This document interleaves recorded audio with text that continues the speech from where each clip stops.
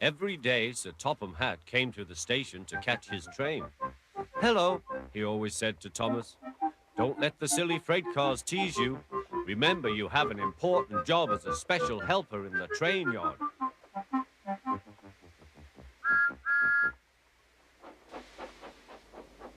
There were lots of freight cars, and Thomas worked very hard pushing and pulling them into place. There was also a small coach and two strange things his driver called cranes. "That's the breakdown train," he told Thomas. "The cranes are for lifting heavy things, like engines and coaches and freight cars." One day, Thomas was in the yard. Suddenly, he heard an engine whistling. "Help! Help!" A freight train came rushing through, much too fast. The engine was James, and he was frightened. His brake blocks were on fire.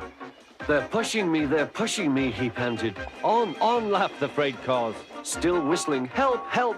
Poor James disappeared. "I'd like to teach those freight cars a lesson," said Thomas the tank engine. Soon came the alarm. "James is off the line. The breakdown train, quickly!"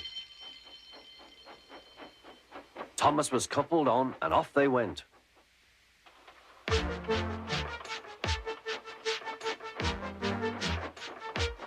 Thomas worked his hardest. "Hurry, hurry, hurry," he puffed. He wasn't pretending to be like Gordon. He really meant it. "Bother those freight cars and their tricks. I hope poor James isn't hurt."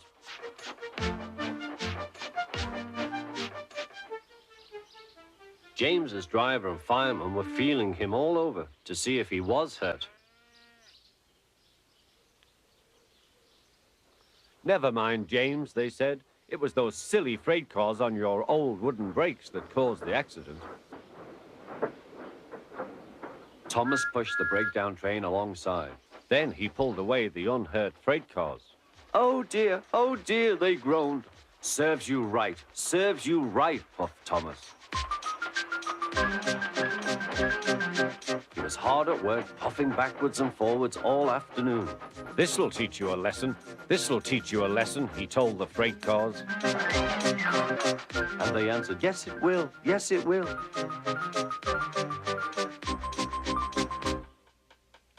They left the broken cars. Then with two cranes, they put James back on the rails.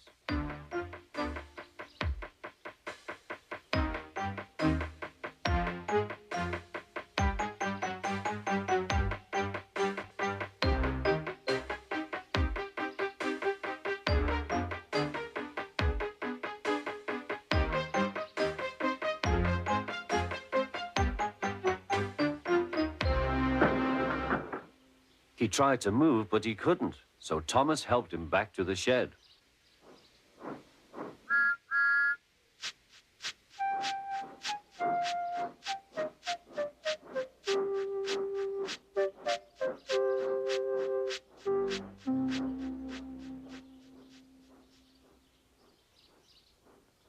Sir Topham Hatt was waiting anxiously for them. Well, Thomas, he said, I've heard all about it, and I'm very pleased with you. You're a really useful engine. James shall have some proper brakes and a new coat of paint, and you shall have a branch line all to yourself. Oh, thank you, sir, said Thomas. Now Thomas is as happy as can be. He has a branch line and two coaches called Annie and Clarabelle. He puffs proudly backwards and forwards with them all day.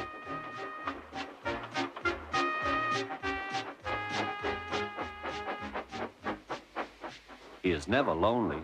Edward and Henry stop quite often and tell him the news. Gordon is always in a hurry, but never forgets to say poop, poop. And Thomas always whistles peep, peep in return.